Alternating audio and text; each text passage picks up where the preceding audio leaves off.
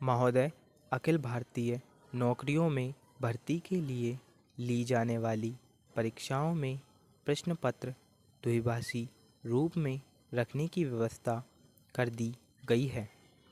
हिंदी तथा भारतीय भाषाओं में प्रश्नों के उत्तर देने की छूट दी जा चुकी है।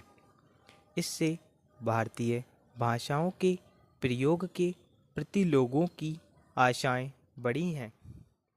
इसमें और सुधार करने के लिए यह भी उचित होता कि जहाँ भी अंग्रेजी प्रश्न अनिवार्य हों, वहाँ पर विकल्प के रूप में एक भारतीय भाषा का भी प्रश्न अनिवार्य होना चाहिए, ताकि अपनी भाषा के माध्यम से परीक्षा देने वाला व्यक्ति पीछे ना रहे।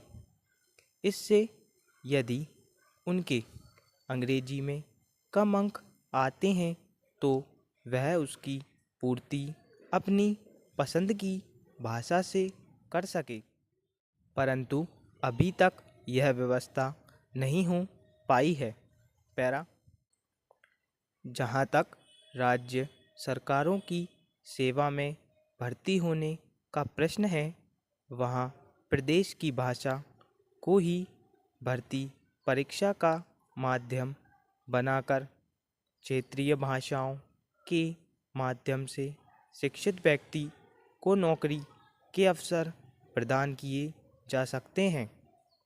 इस प्रकार केंद्र सरकार की भर्ती परीक्षा का माध्यम हिंदी तथा अंग्रेजी और राज्य सरकारों की भर्ती परीक्षा का माध्यम राज्य की भाषा को रखा जाना चाहिए।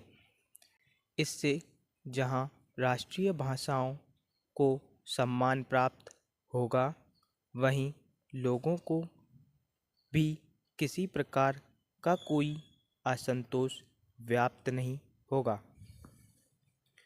भारतीय संविधान के अनुसार भी अब संघ की राजभाषा हिंदी और सहभाषा अंग्रेजी है।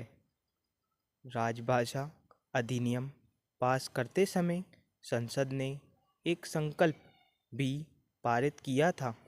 उसमें यह स्वीकार किया गया था कि केंद्र सरकार की सेवा में आने के लिए उम्मीदवार को हिंदी अथवा अंग्रेजी में से एक भाषा का ज्ञान अनिवार्य होगा।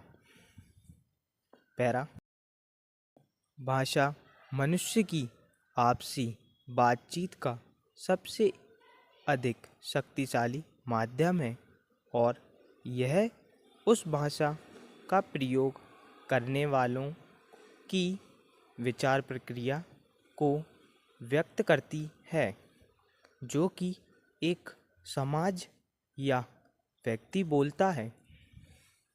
इसलिए किसी भी समाज में भाषा की समानता उस समाज को आपस में जोड़े रखने का काम करती है।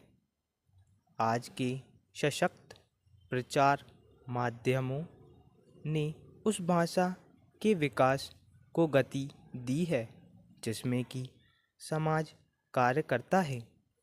जो भाषा किसी भी समाज के विभिन्न भाषा भाषियों द्वारा व्यवहार की जाती है, उसका विकास उतना ही अधिक होता है। भारत के स्वतंत्रता संग्राम में हमने यह अनुभव किया है और देखा है कि किस प्रकार पूरा भारत एक संगठित आंदोलन के रूप में चला।